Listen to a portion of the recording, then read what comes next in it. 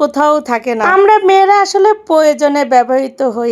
আর আমি মা হিসেবে আমার জন্য সে ভাবে, আমার জন্য সে কাঁদে, আমার জন্য সে রাত জাগে।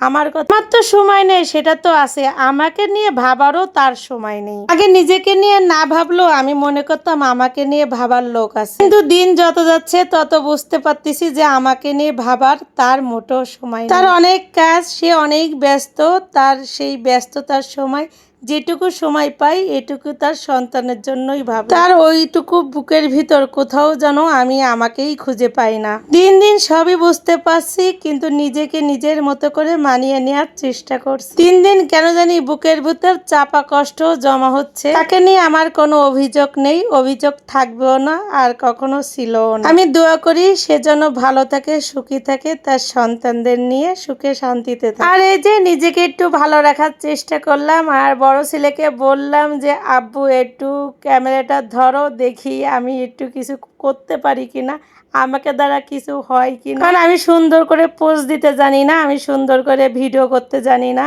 আমি যেরকমই থাকি আমি তেমনই ভিডিও করি, আর তেমনই ভিডিও করে আপনাদের সামনে আনি। আমার জন্য সে ভাবে, আমার জন্য সে কাঁদে, আমার জন্য সে রাত জাগে, আমার কথা সে ভাবে, কিন্তু তার কোথাও কোনো অস্তিত্বের ভিতরই আমি নেই। তাহলে তো আমি ব্যর্থ, তাই না? আর আমি মা হিসেবে ব্যর্থ এ কথা কেন বললাম জানেন? আমি সন্তানদের অন্যায় প্রশ্রয় দিই না, আমি সন্তানদের পড়াশোনা করাই, ওদের ভুল হলে একটু ধমক দিই, বকাবকি করি, মারি। এজন্য আমার থেকে বেশি ওদের কাছে ওর বাবাকেই ভালো লাগে, মানে ওর বাবাকে আমি বুঝি, আমার থেকে ওদের বাবার কাছে ওরা থাকতে বেশি ভালোবাসে। এজন্য বললাম যে আমি মা হিসেবেও ব্যর্থ। আসলে মেয়েদের জীবনটা এমনই, তাই না?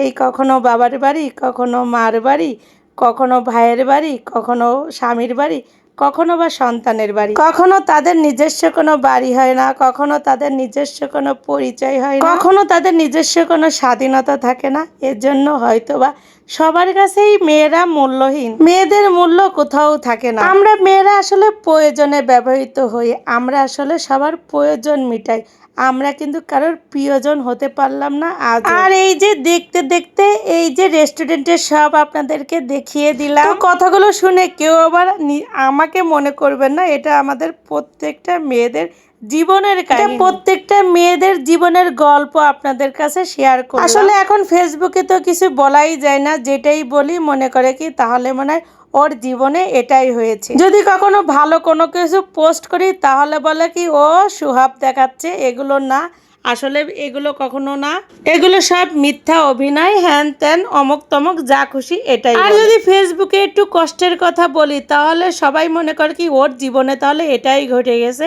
ওর জীবনে এটাই হয়েছে। আসলে কি জ্বালা, কোনো কিছুই বলতে পারি না, বা কোনো কিছুই পোস্ট করতে পারি না, কোনো কিছুই আপনাদেরকে জানাইতে পারি না। যাই হোক, যার মাইন্ড যেরকম সে তো তেমন চিন্তা ভাবনা করবেই, এটাই স্বাভাবিক। আমি হাজার চেষ্টা করলেও তা বদলাতে পারবো না। তো এই যে অর্ডার দিয়ে এখন আমরা সবাই বসে রয়েছি।